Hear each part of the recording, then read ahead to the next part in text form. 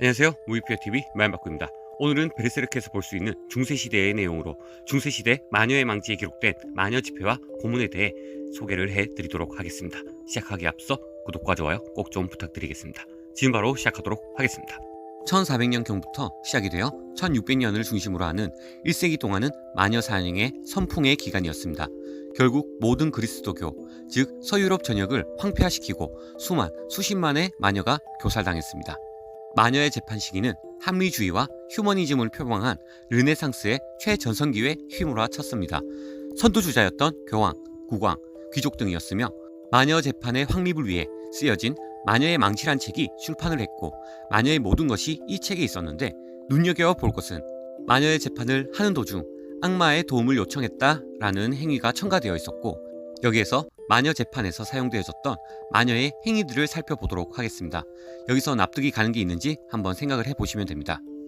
일명 마녀 집회라고 불리는데 집회 시간은 밤중이었으며 장소는 전설적으로는 독일의 브로켄산이 유명하지만 실제 재판에서는 마을에서 떨어진 들판, 숲속, 산 꼭대기, 묘지, 빈집 등 이용이 되었으며 집회에 참석한 다수는 마녀 또는 악마가 되기 위해 참석을 했고 마녀는 심판자였으며 여기서 마녀의 특이점을 찾아볼 수가 있었는데 공중비행이나 분신술을 이용하여 출석하는 마녀는 나오기 전에 온몸에 특수한 연고를 바른다고 합니다.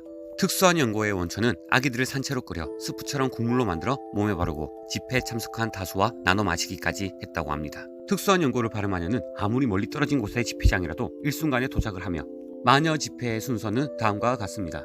악마의 예배에 충성을 맹세하는 묘시로 마왕의 엉덩이의 부분에 띠맞춤을 합니다.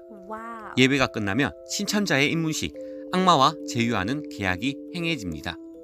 충성의 맹세와 악마 인가의 두 부분으로 이루어져 있으며 마녀 집회는 떠들썩한 향연으로 옮겨지며 식사가 끝나면 춤을 추게 되는데 마녀들은 손을 잡고 원형을 만들며 남녀노소 모두 서로 등을 돌리고 춤을 춥니다. 따라서 타인과 얼굴을 맞대는 일도 없습니다. 그리고 악마의 힘을 얻기 위해 악마와의 선교가 이어지는데 마녀와의 무차별 선교로 옮겨집니다. 생마에는 여자 마녀와 선교하는 남생마와 남자 마녀와 선교하는 여생마가 있습니다. 신참 마녀는 악마와 결탁한 표시로 몸의 어느 부분인가 마녀 마크가 새겨지게 됩니다. 이 마크는 마녀 재판에서는 중요한 의미를 지닙니다. 유죄를 추정하는 유력한 증거가 되기 때문입니다. 대부분은 몸의 숨겨진 부분에 새깁니다. 남자의 경우는 눈꺼풀 안쪽, 겨드랑이 밑, 입술, 어깨, 엉덩이 그리고 성기에 마녀의 마크를 새겼고 여자에게는 유방 또는 음부가 보통이었습니다. 이 마크는 악마의 손톱으로 새겨집니다. 이 마크 부분은 감각이 없고 큰 침을 깊게 찔러도 고통을 느끼지 않는다는 것입니다. 앞서 마녀 사냥에 말씀드렸듯 마녀 재판에 있어 기본적인 바늘로 몸을 찌르기가 마녀 발견의 유력한 수단으로 중요시되며 스코틀랜드에서는 침찌르기 업자의 정식 조합이 생겨나기도 했습니다. 특수한 침찌르기를 만들어 찔러도 바늘이 뒤로 밀려나가게끔 개조를 하여 무수한 마녀들의 희생과 재산 몰수로 인해 침찌르기 업자들은 아주 돈벌이가 훌륭했다고 합니다. 근본도 없었던 마녀 사냥이 마녀의 망치의 규정이 생기고 책까지 출판되는 바람에 희생은 누가 당했으며 어떻게 마녀들을 투옥시켰을까요? 누군가가 내 친구가 마녀 집회에서 얼쩡거리는 것을 보았다라고 하면 그냥 마녀의 망치 규정대로 마녀가 됩니다. 남녀노소 구분 없이 말이죠. 밀고 신문 규정에 의하면 12세 이상의 남자, 12세 이상의 여자에게는 이단을 밀고 할 의무가 있었으며 이 의무를 게을리하는 것은 간접적 이단이 되었으며 마녀 재판의 기록에 부모 자식, 부부 형제, 사제, 주종에 서로 밀고 하는 예가 많이 보였습니다. 실제로 스스로 자수하는 예는 극히 적었고 마녀가 아니라는 진실과 몸의 결백이 명백히 밝혀지리라는 희망이 없다는 걸 너무나 잘 알고 있었기 때문입니다. 투옥이 되는 동시에 재산관리 공무원과 공증인은 용의자의 집을 방문하여 그동안의 부동산, 채권, 채무를 상세히 점검하고 기록에 남깁니다. 이것은 재산 몰수를 위한 준비였고 마녀의 죄에 대해서는 모든 종류의 인간이 증인으로 인정이 됩니다. 마녀로 잡힌 마녀들은 신문에는 질문과 함께 고문이 시작되었는데 질문은 다음과 같습니다. 마녀가 된 지 몇 년이 되었는지, 당신이 선택한 남생마의 이름은 무엇인지, 마녀 집회에서는 어떤 악마와 인간이 출석했는지에 대한 물음이 되었고 신문에 대한 대답과 동시에 답정로 고문이 시작되었습니다. 고문에도 규정이 있었는데 바늘 찌르기가 끝나면 어느 정도 마녀라는 것을 입증하게 되고 바로 시작되는 고문은 다음과 같습니다. 첫 번째, 4마리 말로 사지를 찢게 한다. 두 번째, 팔다리와 몸을 넷으로 잘라 나눈다. 세 번째, 참수, 화형, 차바퀴에 묶어 생체 분쇄를 한다. 다섯 번째, 혀의 전부 또는 일부를 잘라내고 그 위에 빨갛게 달군 인두로 구강내를 태운다.